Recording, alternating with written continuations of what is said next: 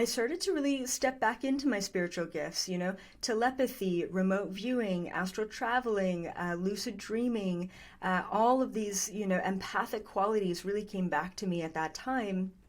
And shortly after that, I went away to a 10-day silent meditation retreat. This was something that I did in a past life that I wanted to re-explore in this one. And on the second night of meditation, I ended up getting abducted by aliens.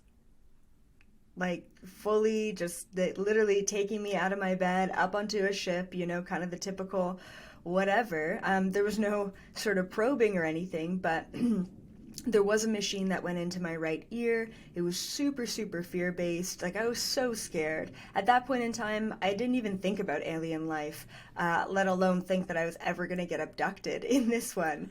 So, yeah. So when this is happening, where are the other people in the that are there with you? Yeah. So this happened around like 3 a.m., like middle, like dead of the night. I actually had a roommate. So I was sharing a room with someone else who was on the retreat. Of course, the hilarious part is like, it was a silent meditation retreat. So no one was allowed to talk. Like, what a perfect place to abduct someone. And also we were like in the middle of the woods, in the middle of nowhere. Like, it was like, we were so far away from from anyone. So it was really an ideal situation. And so there's basically a sheet in the room that separated me and the roommate. I also know that certain extraterrestrials have the ability to kind of put everyone else who's around asleep, or just make them kind of like that, where you feel paralyzed, you wake up and you feel paralyzed. So that kind of vibe. So I don't know why, it was 3 a.m., so I guess people weren't up, but yeah, so that happened. And of course, that was another huge can of worms that opened up and just blew the lid off of my reality to say, oh my goodness, so if extraterrestrials are not only real, but they're here and they're engaging with humanity, I have all these questions. Why are they here? Who are they? Why are they even bothering to engage with us? Are we some sort of experiment? Have they been doing this for a while? And is our purpose as a humanity entangled with their reason for being here? And so that was about 10 years ago now, and I've used that 10 years to tune into extraterrestrial life, to remote view up to their ships, to do past life regression on others, going into cosmic and interdimensional lifetimes on other planets, in other bodies, in the wildest scenarios you could ever imagine.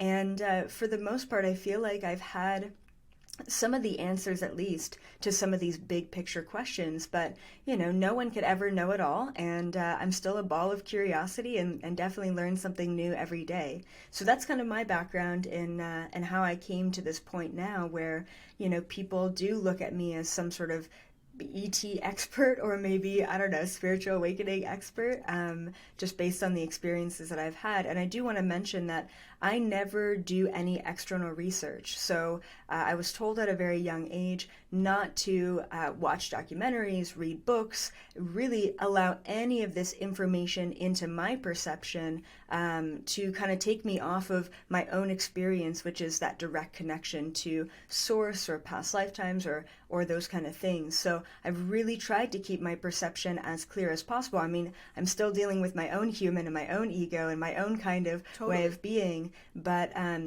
everything that I know I've experienced directly and I have not taken externally. I had a conversation with Kristen. She's my assistant and best friend, and she told me that the government released information about extraterrestrials and UFO things last year, and I evidently live under a rock because I had no idea that they did this. And I guess I never really put a whole lot of thought into, I definitely think that there's life on other planets, but I have been skeptical just because nothing has ever happened to me. I've never experienced anything paranormal. I haven't ever seen aliens or anything like that. And so I'm open-minded. I feel like if it happened to me, I would obviously believe, but I guess because nothing's happened to me, I don't really think too much about it, but I don't what did the aliens look like? Like, are they like the cartoons that we see, or were they different, or did they look like humans? Like what? And then how did you get back? Yeah, totally. So, I mean, since then I've had many experiences with many different species of interdimensional. So, anything you could ever possibly imagine or even beyond imagination really exists out there. There's truly an infinite number of different beings, species, civilizations out there in the universe. The ones that took me at 18 were about 7 feet tall, humanoid in the way that they had 2 legs, 2 arms, but they were super like skinny. Their skin was white, but it was so white it almost felt like it was transparent or see-through, like it was that kind of. And then they did have hair, but it was white and it was like scraggly. I don't know. They were not very pretty beings to our standards, and their eyes were quite small. I don't remember if they had a nose. I guess some sort of semblance of a nose and some sort of semblance of a mouth. I don't remember them having ears at all. Yeah, so very odd-looking beings. And it's funny because, you know, this is the civilization that actually does a lot of work with the government. So now I've understood this long after that, you know, and we call them the tall whites. And I'm like, how, unique is that name of like, well, you're tall and you're white, so you're going to be the tall whites, you know? So that's that civilization or species.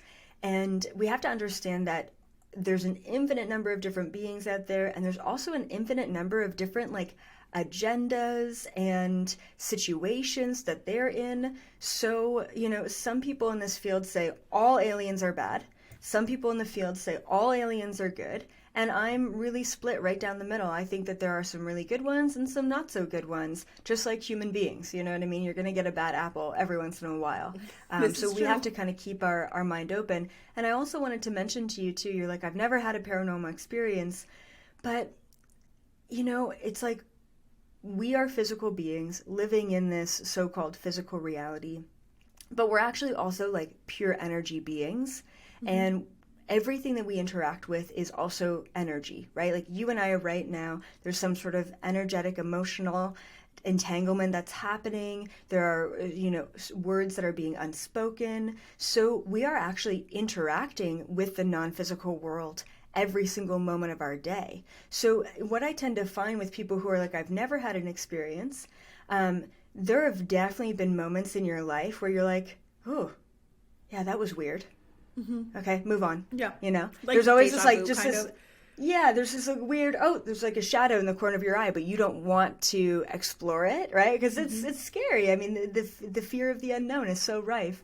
So it's really difficult to say that, no one has any experiences. I believe that everyone is psychic. I believe everyone has extrasensory abilities. I believe that everyone is in touch with the energetic realms, and it's just a matter of where's your focus, you know, in your day-to-day life. And the next time you're like, that was weird. I only an hour passed, but it felt like I was doing this thing for 4 hours, you know. That's, you know, there are things like glitches in the matrix or different timelines, or time is becoming very elusive these days, you know, especially post-pandemic. You know, people are experiencing their day-to-day lives in a very different way. And I believe that all of those experiences are also and can be considered paranormal rather than shit levitating off of your table. You know what I mean? It doesn't have to be that obvious, or seeing some sort of UFO come down in the sky. Having a very bizarre dream that maybe gives you insight into something that happens that week, you know, that's called precognition. That's a thing, right? Like, you know, we don't, a lot of people don't have the labels for these things, but I truly believe that everyone has experienced this energetic realm around us.